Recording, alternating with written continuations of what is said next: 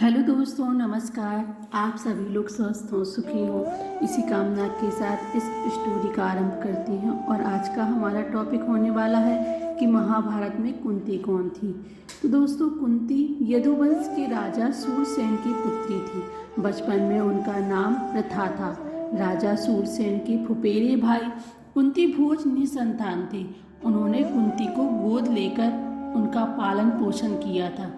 एक बार कुंती ने अपने यहाँ पधारे हुए ऋषि दुर्वासा की ऐसी सेवा की, उन्होंने प्रसन्न होकर उसे वरदान मांगने को कहा। दुर्वासा ने कुंती को वर देते हुए कहा, मैं तुम्हें ऐसा देवी मंत्र दे रहा हूँ जिसका प्रयोग कर तुम किसी भी देवता को आमंत्रित कर सकती हो। इसका प्रयोग आवश्यकता पड़ने पर ही करना। तो कुंती ने कौमावस्था में कौतूहलवश प्रकृति के तेजस्वी देवता सूर्य का ध्यान किया। वरदान के अनुरूप उसने सूर्य जैसे तेजस्वी बालक को जन्म दिया।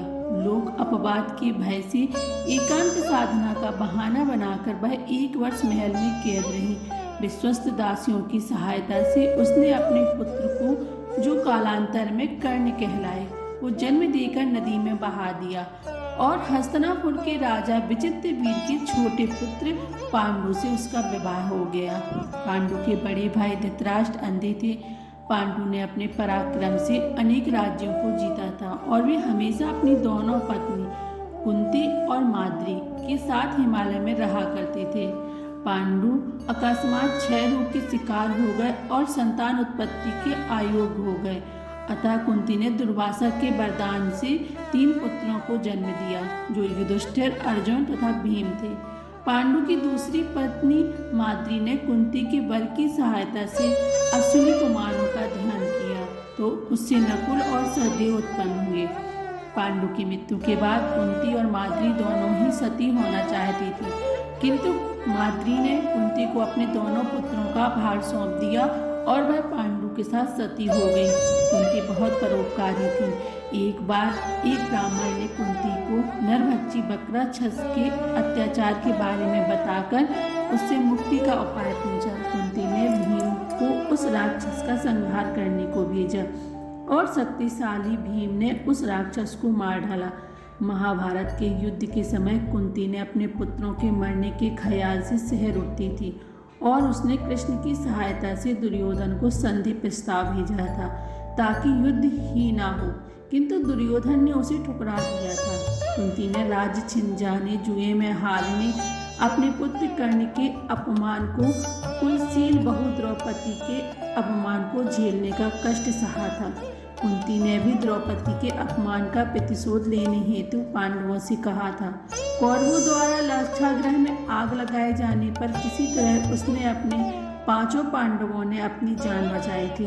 कुंती ने अनजाने में ही अपनी बहू द्रौपदी को 5 पांडवों की पत्नी बनने के वचन में बांध दिया था। कुंती पुत्र होकर भी कर्ण जीवन भर लोक निंदा के भय से अपमान और दुखी सहता रहा।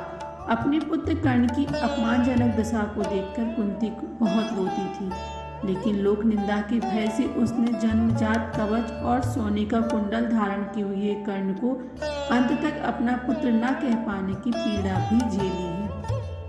कर्ण के समक्ष 5 पांडवों की प्राण रक्षा की भीख मांगकर पुत्रों के प्रति अपने स्नेह को प्रकट किया है।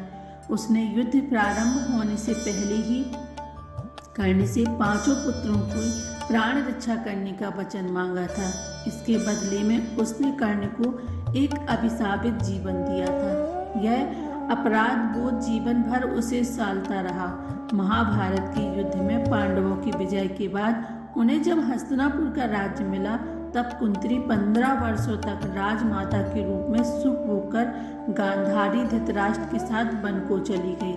जाने से पूर्व उसने द्रौपदी के समान ही हर समय रक्षा करने का वचन तथा दुर्भाग्यशाली पुत्र कर्ण की मृत्यु के बाद प्रत्येक वर्ष उसके श्राद्ध कर्म को विधिवत करते रहने का पांडवों से वचन लिया और वनवास का कष्ट सहते हुए वैराग्य की साधना पूर्ण कर अपनी प्राण हेतु अग्नि देवता को समर्पित कर दिया।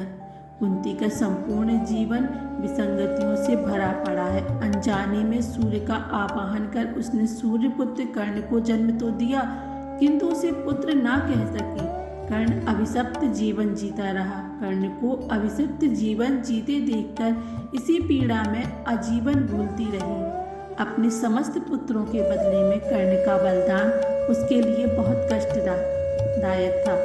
उसने अपने और परिस्थिति के अनुरूप अपने विचारों और कार्यों में संतुलन बनाए रखा था। दोस्तों, आपको यह पौराणिक कथा कैसी लगी कमेंट बॉक्स में ज़रूर बताइएगा। वीडियो को लाइक करें, शेयर करें और हमारे चैनल को सब्सक्राइब करें।